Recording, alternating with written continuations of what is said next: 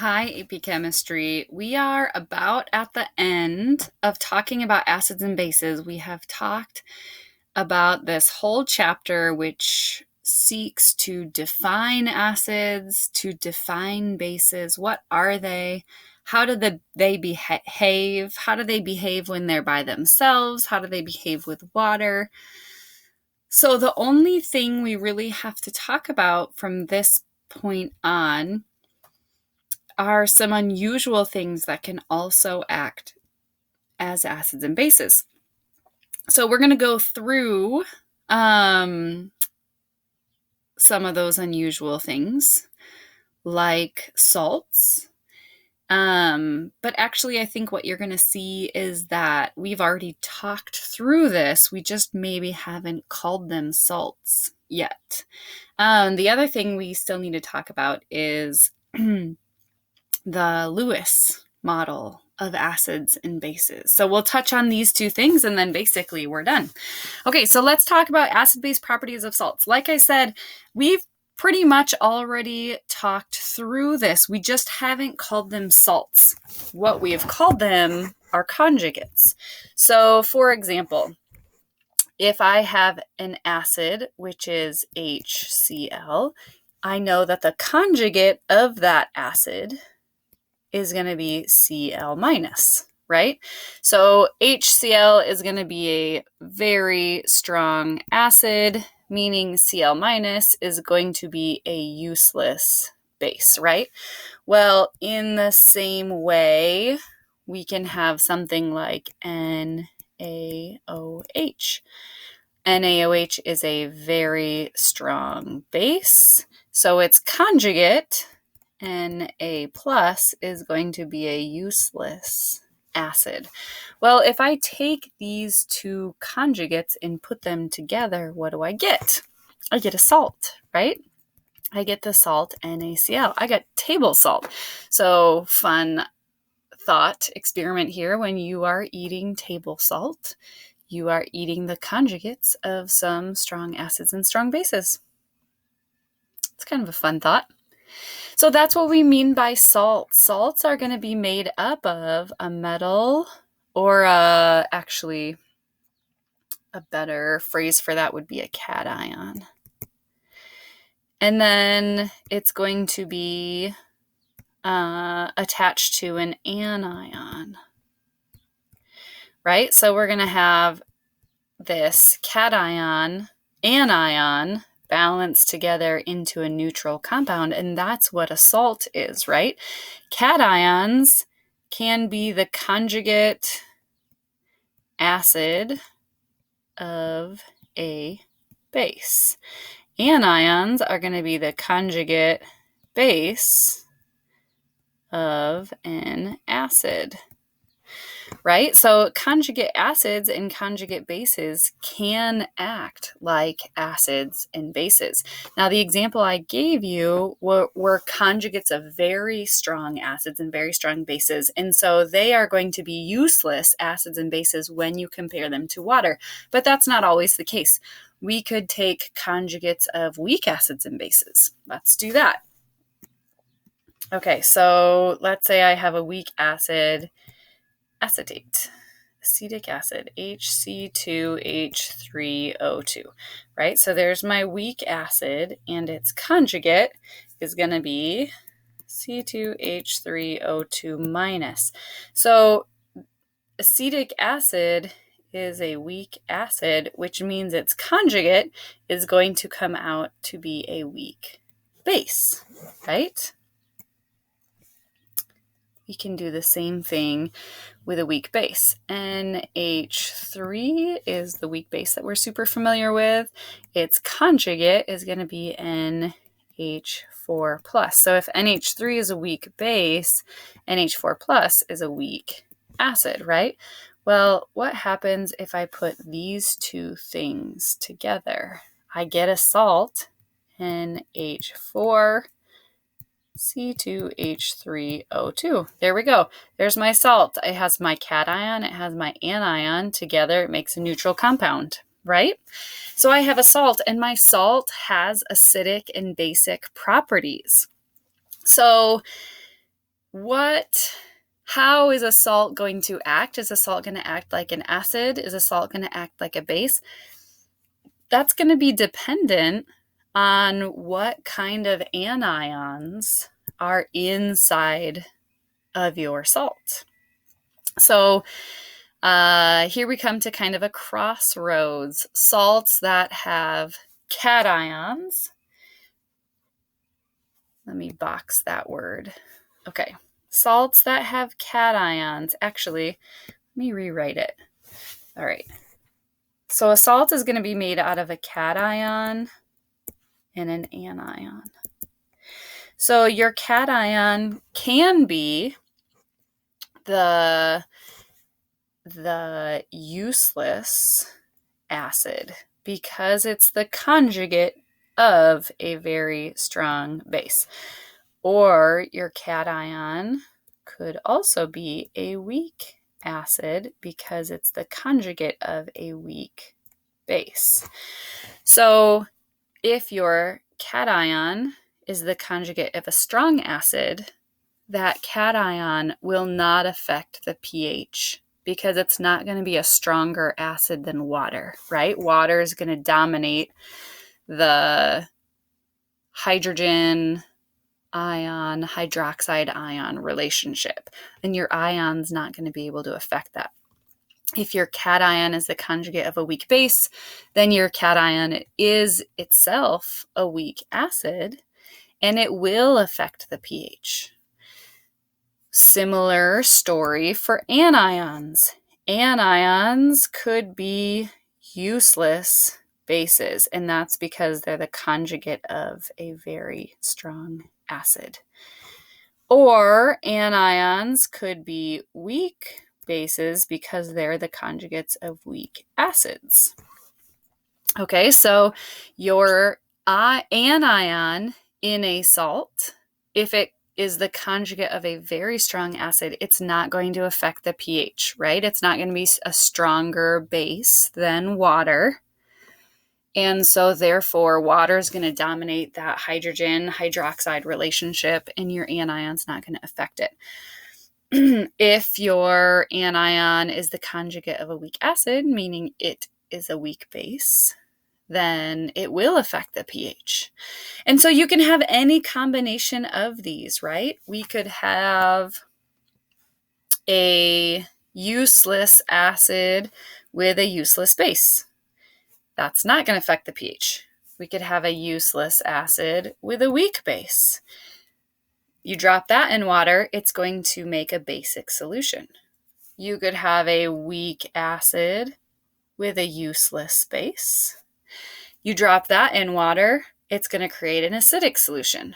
Or you could have a weak acid with a weak base. Now that combination is going to be complicated because you're going to have a neutralization reaction that happens before you figure out what's left over and what's going to affect the pH. So actually, we're going to deal with that relationship next chapter. Okay, so I'm going to write these options out for you and show you which ones you really need to be able to tell me what the resulting pH of the solution is going to be.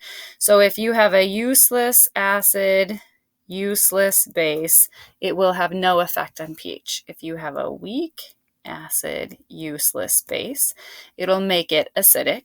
If you have a useless acid, weak base, it will make a basic solution. And then if you have a weak acid, weak base, this is going to be a complicated solution that we will deal with next chapter.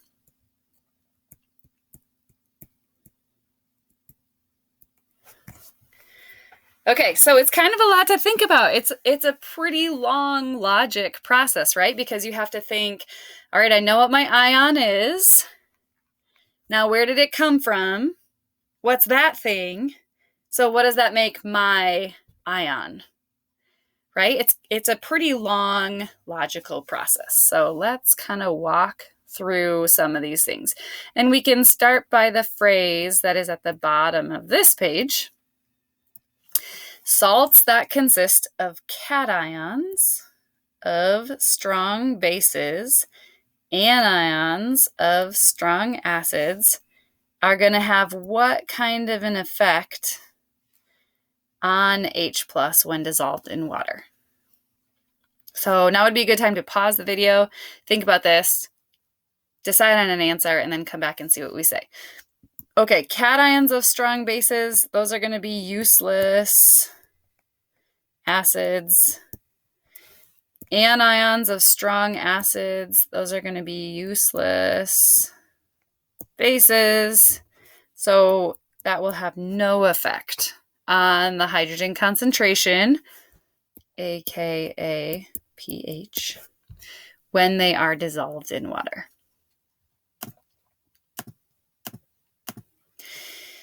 Okay, let's look at this example. So in this example, we have an aqueous solution of NaC2H3O2. So that is sodium acetate. And the Ka of sodium acetate is 1.8 times 10 to the negative fifth, which you probably have memorized by now. And if you don't have it memorized by now, you'll probably accidentally have it memorized by the end of the next chapter. Okay, so the question would be probably, do we have a question here? Is this going to result in an acidic or basic solution? So based on what we talked about in the last slide, why don't you pause here, think about it, and then come back and we'll process through the information together. Okay, so you got to think about what this is. NaC2H3O2, sodium acetate. And how is it going to behave in water? Basically, whenever you drop something in water, you have to make a decision. Is it going to dissociate completely, or is it going to dissociate partially, right? So things that dissociate completely would be very strong acids, very strong bases, soluble salts.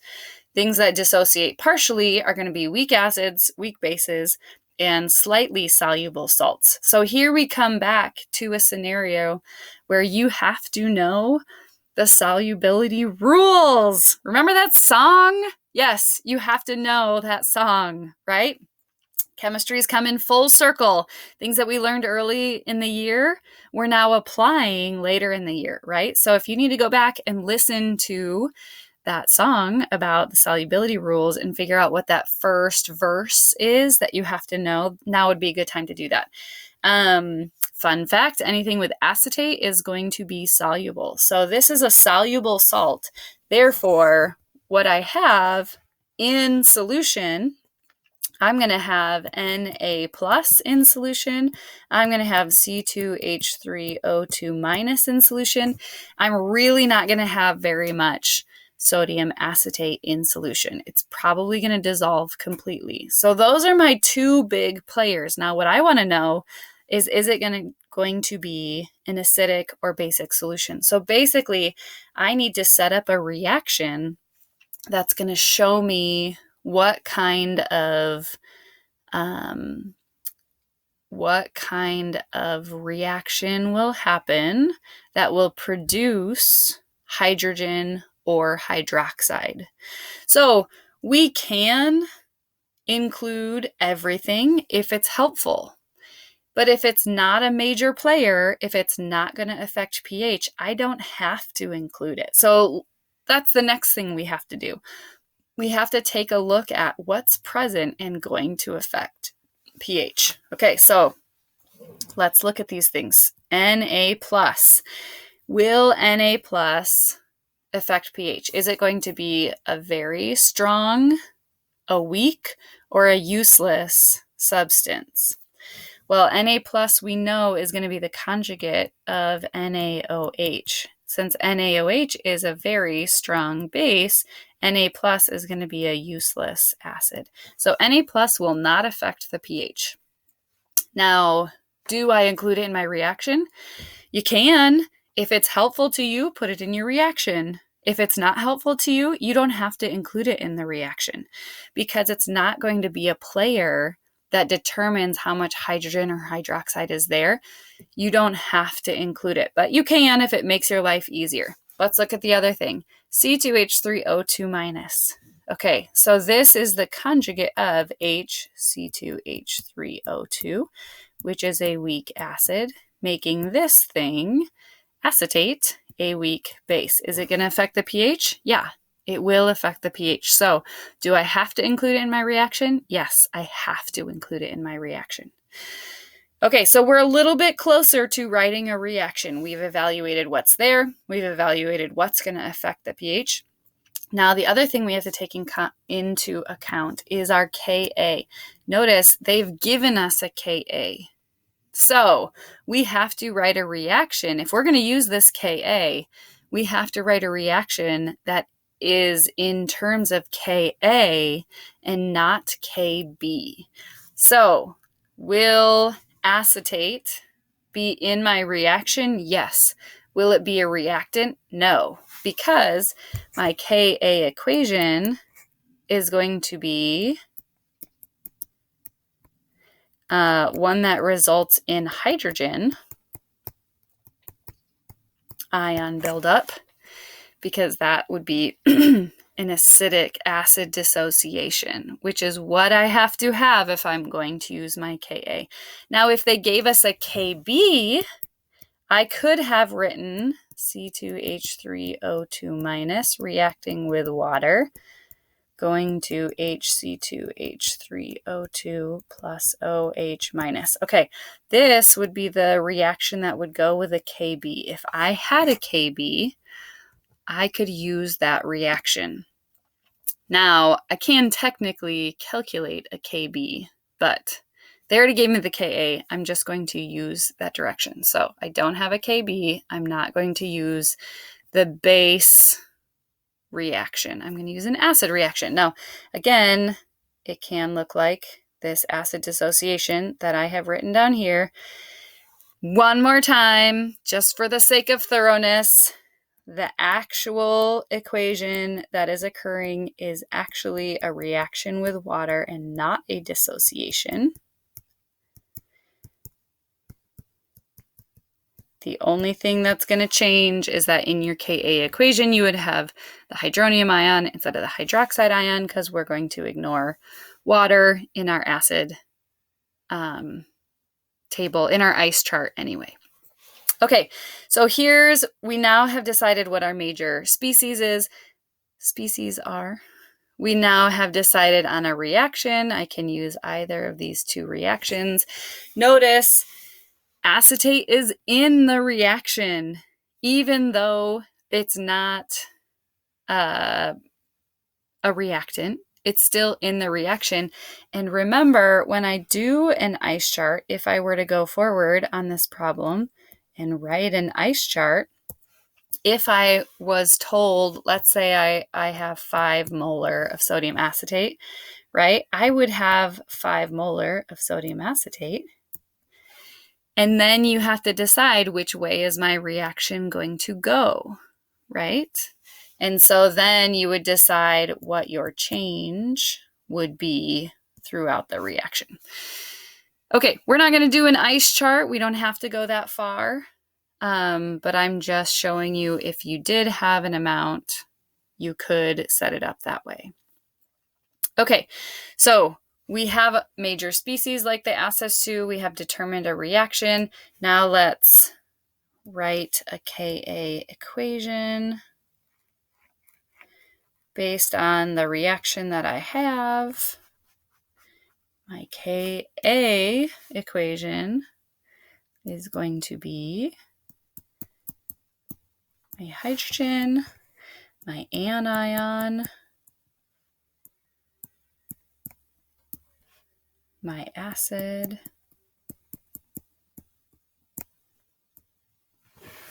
ta-da, I have a Ka equation. Now, just a side note, I mentioned earlier, you can get a Kb equation, right? But we haven't necessarily talked about how to do that yet. So we will. But at this point in time, even we've done a lot of work on this problem that does not have a question, right? So you have seen how to take a salt, figure out major species, figure out which one's going to affect your pH, use it to write an equation, use it to write a Ka equation. Now, the question comes down here. what will the pH of this solution be? Will this be an acidic or basic solution? Which you could have determined that without doing all this work. I just wanted to show you how this work flowed, right? Okay, so let's return to that initial question. If I'm given the salt sodium acetate, will that result in an acidic or a basic solution? And since the only major player you have, the only thing that's present that could affect pH is the acetate ion and then water, we know the acetate ion, since it's the conjugate of a weak acid, it will be a weak base, and it'll be a weak base that is stronger than water. So water is not going to determine my pH. Acetate will. It's a stronger base than water. And because it's a weak base, my solution is going to come out basic. There we go. Okay, so again, we could have filled in that blank without doing all the work in between, but now you kind of see the process of it. Okay, we'll do that practice problem together.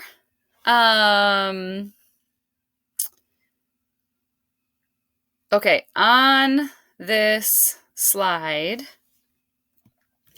now we're considering Cn-. So Cn- is another conjugate of HCN. So HCN is a weak acid. That means its conjugate is going to be a weak base. HCN is a weak acid, therefore Cn- must be a weak base. And here they give you a reaction. Here is the cyanic acid equation. HCN is kind of a weird compound because it can fit under a couple different classifications. I think it's called like formanitrile, something like that. In industry, hydrogen cyanide would be its name if you named it like an ionic compound, or hydrocyanic acid if you named it like an acid. So it's one of those compounds that kind of bounces around based on what it's what it's being used for, and it can be named in a couple different categories because it can kind of fit into a couple different categories. Anyway, rabbit hole.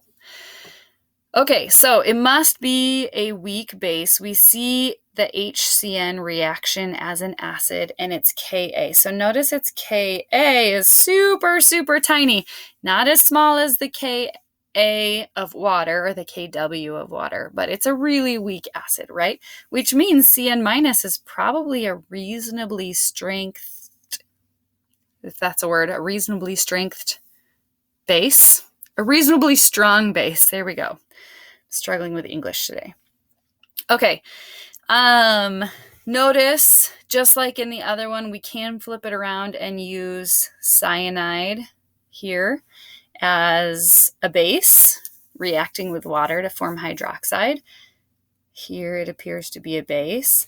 And here we see the Ka-Kb relationship. Now, again, we really haven't talked through this yet. We will talk through this, but for now, Kw equals Ka times Kb. That's what they're using to calculate between the Ka and the Kb. So notice we have a Kb here for cyanide acting as a base. And again, it's a pretty reasonably strong base. The Ka of acetic acid is what? 1.8 times 10 to the negative fifth. So it's on the order of the strength of acetic acid. Okay, so here we see this relationship again of things battling over the hydrogen, right? We have our ion battling with water for the hydrogen. And so I want you to take a minute and look at the equations above, and you should be able to find 3 bases in the equations above. Can you find those 3 bases, and can you rank those 3 bases? Now would be a good time to pause the video and see if you can fill this in. All right, so my 3 bases are going to be hydroxide is going to be a base, right? Hydroxide is battling for this hydrogen. Cyanide is going to be a base. It's battling for this hydrogen. And then water is acting as a base. It's battling for this hydrogen. So they're all trying to be hydrogen acceptors, right? So which ones, what would be the order of strength? Well, Cn minus we see as a base is going to be stronger than water. And then hydroxide as a base is going to be stronger than both of them. So our order would be OH minus, Cn minus, H2O.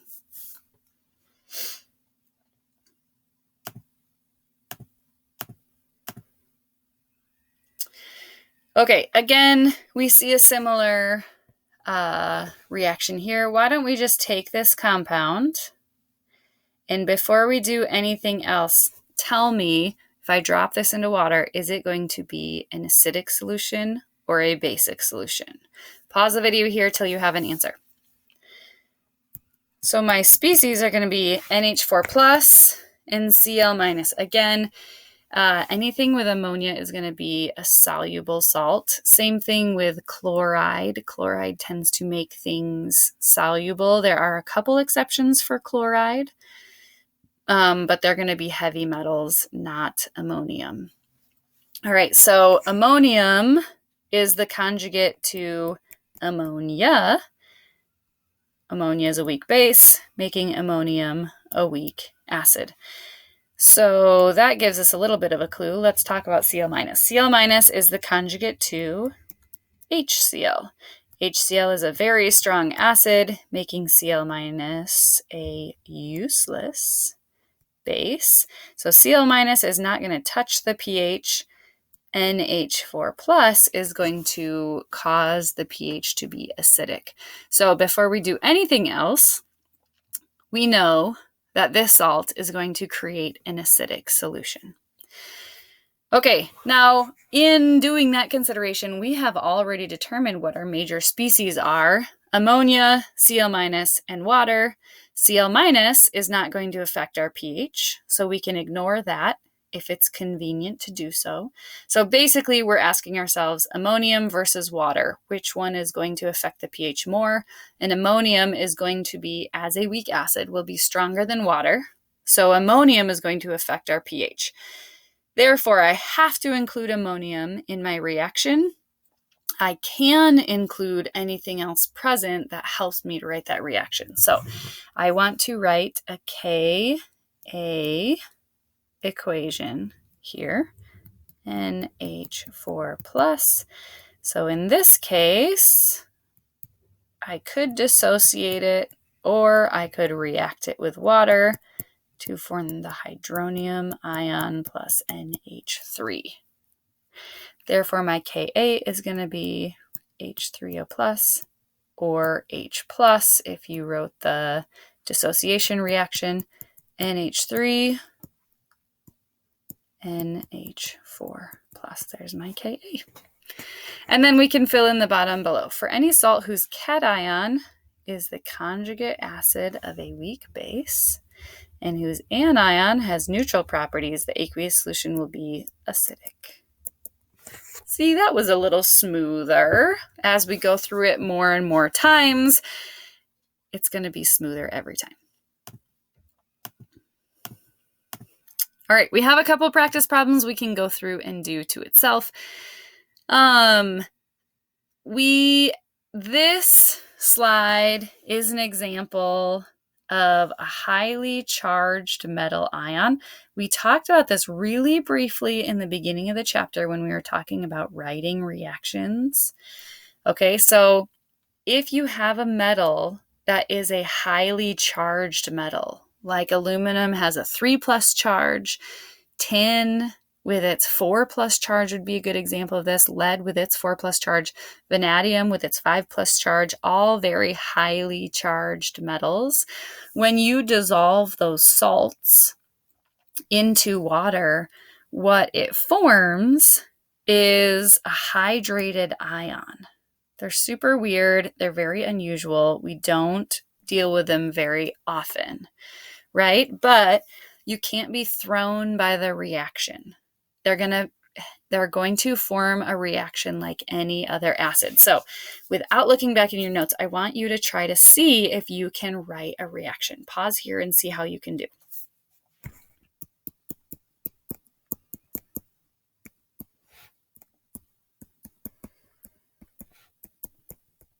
Okay, so if you're stuck, start here. This is the general form for any acid, right? And I just told you that Al3+ is not itself going to be a Bronsted-Lowry acid, but the hydrated ion formed in water will be a Bronsted-Lowry acid. So AlH2O6 is going to be your acid. Can you fill in the rest of the reaction now? So you know this would be a good time to pause it, by the way, if you haven't already done so. You know one of the acids is going to come off and join with water, right? You know that's going to happen because that happens in every acid. So the question really remains, what is the anion, right? Al, now if we pull off a hydrogen from a water, we're left with a hydroxide. So basically, we're going to lose a water, H2O5, and we're going to be left with a hydroxide. And since we lost an H+, the charge is going to go down by 1, right? So this is what a hydrated ion is. These are really tricky things to recognize. Your red flag is going to be that the salt contains a highly charged metal ion. Highly charged metal ions will do this. Now, they don't give you these reactions very often, but I have seen them pop up once or twice on free response questions. And if you see something like this, you just gotta not panic, right? Your mind starts to go black. You close your eyes, you take a breath, and you think it's just an acid.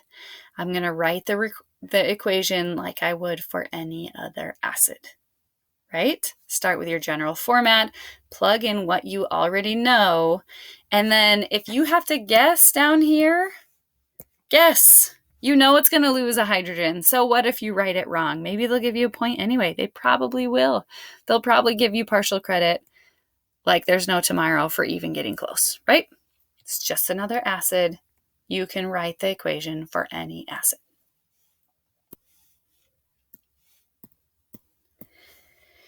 Okay, here's an example with that kind of a salt. We'll deal with that together and then a little bit more practice. Now,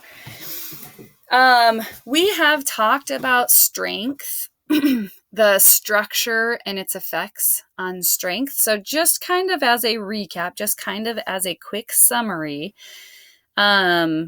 things that affect the strength of acids. Structure that affects the strength of acids. Here are things that could be factors in play. First of all, the strength of the bond, right? We can look at the halides and we can rank them from strongest to weakest based on the difference in electronegativity, right? HF is going to be the strongest because it has the greatest effect, difference in electronegativity, and the smallest distance. Remember Coulomb's law, force of attraction, Z/d², right? This is going to explain this. Because it is the strongest bond, water is going to have the hardest time attacking this hydrogen and pulling it off, therefore making it the weakest acid. So strength of the bond can make a difference. Polarity of the bond can make a difference. Now this one kind of got screwed up as far as like my attachment sticks go. But basically you have your base unit here, and then you're polarizing that base unit by adding 1 oxygen, 2 oxygens, 3 oxygens. The oxygen is going to draw the electrons away from the OH bond, polarizing it, weakening it, and therefore that hydrogen is going to be more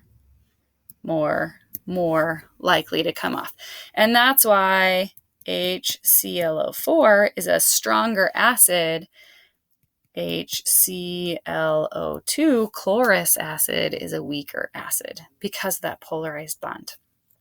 Hydrated metal ions, like the one we just talked about, are a really good example of this, right? The electrons are going to be attracted to the metal ion. So the greater the charge of that metal ion, the more acidic those hydrogens become.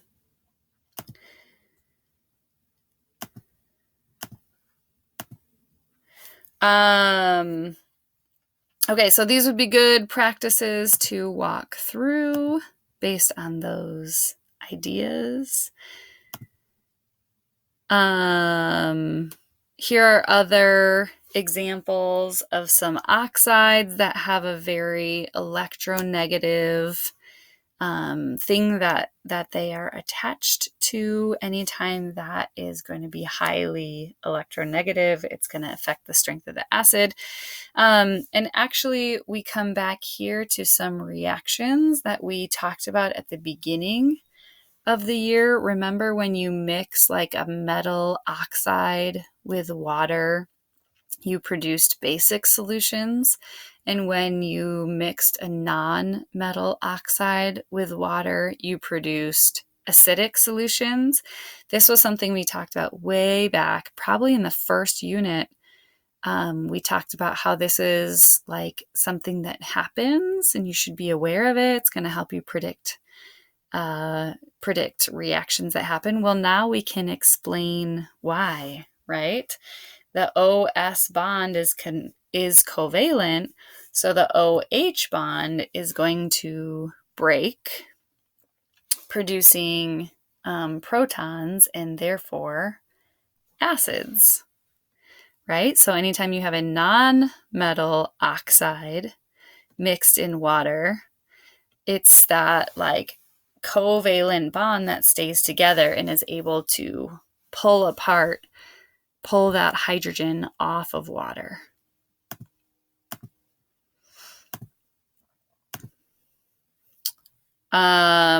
Again, here we see the metal oxide. So this is the flipped end of the situation. We have a metal oxide in water. It's going to produce a basic solution. So it's the difference of the MO bond being ionic versus the SO bond being covalent. Because it's ionic, the OH bonds on water are going to stay intact this time. And this additional oxygen that gets broken off is going to join the water. So all of these things are not necessarily facts you're going to have to reproduce. They may ask you a free response question here or there on like, why is one acid a stronger acid versus another acid?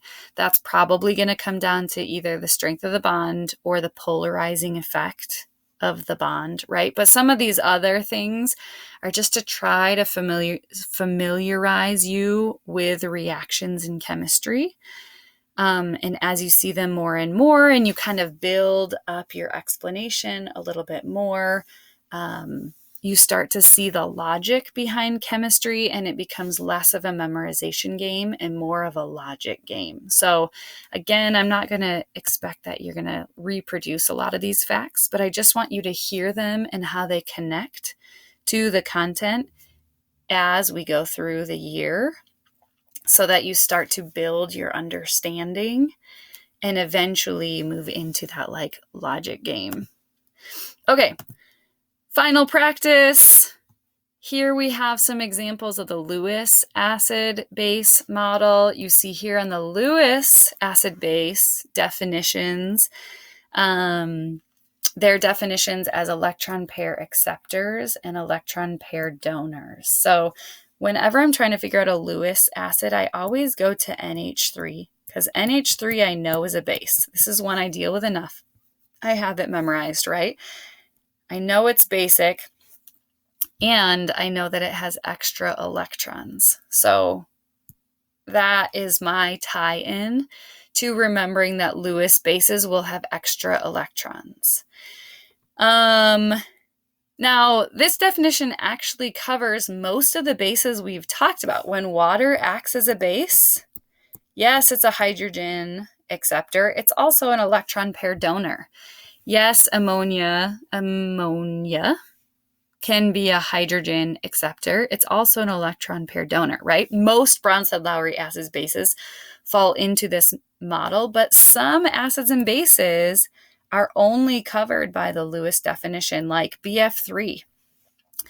BF3 really doesn't have any indication that it should be acidic or basic, except that the boron is going to be electron deficient, and therefore it's going to be attracted to these areas that have a lot of electron pairs. And you can see down here the reactions that they undergo. Same thing with that highly charged metal ion, has a similar effect. Other things like SO3 and H2O, you're not going to realize that they're acids and bases until you draw them out. So the moral of the story here is, if the test tells you this is an acid and you don't see it, it's not a hydrogen donor, right? How is it an acid? Draw it. Draw the Lewis dot structure and it will fall under these definitions. If they tell you this is a base and you don't see it, it's not a hydrogen acceptor, it's not a hydroxide donor, I don't understand why it's a base, draw it. Draw the Lewis dot structure and you're going to recognize that it has some electrons to donate. Okay, so the Lewis acid-base model is kind of like a catch-all. We don't use it often, but if the test tells us something that we can't reconcile with the other two definitions, jump to this definition, draw it, because that's how you're going to see where the electrons lie and which one it can fall under. That's how you're going to justify Lewis acids and bases. You're going to justify them by drawing the Lewis dot structure. Okay, and again, we can do some practice. So that brings us to the end of acids and bases. Welcome. We're going to do some practice until we feel super confident on these things, and then we're going to apply them in the next chapter. Okay, so let me know what questions you have. I will see you in class.